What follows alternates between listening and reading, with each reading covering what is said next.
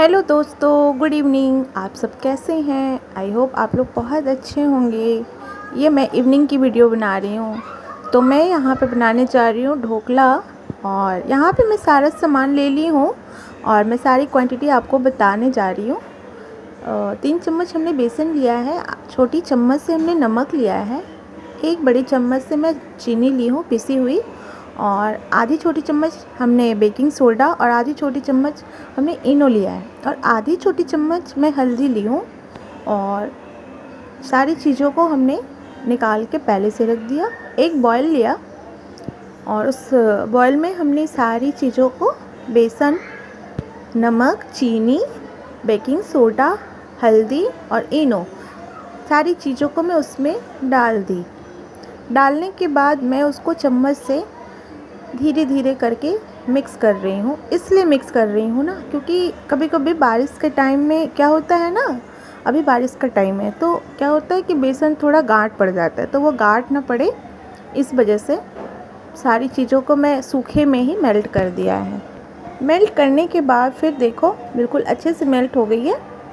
फिर करने के बाद एक छोटा ग्लास से मैं पानी ली हूँ और धीरे धीरे थोड़ा थोड़ा करके मैं उसमें डाल रही हूँ, क्योंकि मैं अगर अचानक से डालती ज़्यादा तो वो गीले हो जाते हैं। और मैं इसको अच्छे से मैशर से मैश कर रही हूँ। ये देखो बिल्कुल अच्छे से मैश हो रहा है और इनो की वजह से फेन फेन हो गए हैं, तो डोंट वरी, वो मिक्स होने के बाद अच्छे हो जाएंगे। फिर ये देखो हमारे घर के पास में मोर भी बोल रहे हैं, शायद आवाज़ जा रही होगी आपके पास।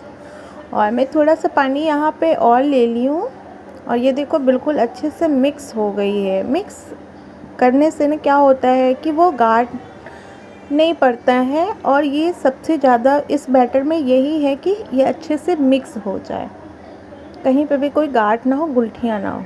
फिर मैं यहाँ पे एक एल्युमिनियम का पैन ले लिया है जिसमें मैं सरसों तेल ही डाली हूँ, क्योंकि सरसों तेल से क्या होता है ना कि फ्लेवर ही अच्छा आता है और बिल्कुल चिपकता नहीं, इसमें घर्षण ज़्यादा होता है, इसलिए ये थोड़ा चिकनापन जैसा होता है, तो ये अच्छे से हो जाता है, निकल जाता है, छोड़ लेता है साइड साइड से।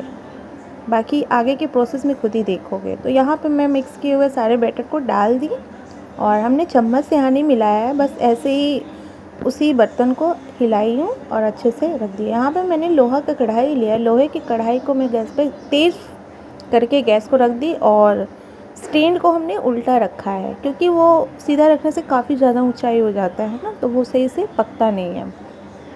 और यहाँ पे मैं 1 गिलास पानी रख दी, अगर ज़्यादा भी हो, क्योंकि बाद में खोलने के बाद वो कम हो जाता है, तो बाद में उसको आप रख सकते हो। तो हमने 1 गिलास पानी रखा। उसके बाद हमने पेपर लगा दिया है। क्यों इसलिए लगाया है ना, क्योंकि कभी कभी बर्तन में चिपक जाते हैं, क्योंकि मैं 2-3 बार बनाई हूँ। आई डोंट नो आप लोगों से नहीं हो पाए, बट हमने रखा है इसीलिए। और इसको मैं ढक दी। ढकने के बाद फिर हमने मीडियम फ्लेम पे इसको 30 मिनट के लिए मैं छोड़ दी। उसके बाद ये देखो छोका के लिए हमने लिया है आधी छोटी चम्मच हींग, 1 चम्मच चीनी पीसी हुई, काली नमक आधी छोटी चम्मच, और 4 कटी हुई हरी मिर्च, काली सरसों और कुछ छोटे छोटे कड़ी पत्ते जो कि मैं ले ली। और हींग और काला नमक इसलिए हमने लिया है ना, हींग और काला नमक से फ्लेवर ही कुछ अच्छा आता है और टेस्ट भी आता है। और यहाँ पे मैं चेक कर लेती हूँ कि कहीं मेरा चिपक तो ना रहा हो, इसलिए मैं चेक कर रही हूँ। तो देखती हूँ अभी ये सही से हुआ नहीं है, आई थिंक हाँ हुआ नहीं है। तो मैं इसमें नाइफ़ डाल के देखती हूँ, तो उसमें देखो बिल्कुल लग रहे हैं, लम्ब सारे आ रहे हैं। तो इसको फिर से मैं ढक करके 15 मिनट के लिए छोड़ दी। उसके बाद वापस से निकाली, फिर मैंने चम्मच से देखा तो देखो बिल्कुल वो सही है। और देखो साइड साइड से ना छोड़ दिया है। सरसों तेल इसीलिए मैं डाली थी, कम कर दिया हमने, गैस को बंद कर दिया। उसके बाद निकाल दी, 5 मिनट के लिए ठंडा होने दी।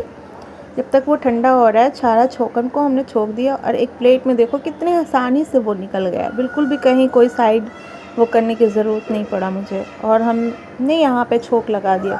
सॉरी थोड़ा सा काला पड़ गया है, वो इसलिए क्योंकि हमने छोका हुआ बर्तन में छोक लगा दिया था, बट आप इस चीज़ को ध्यान रखना। और ये देखो कितने अच्छे से कट भी हो गई।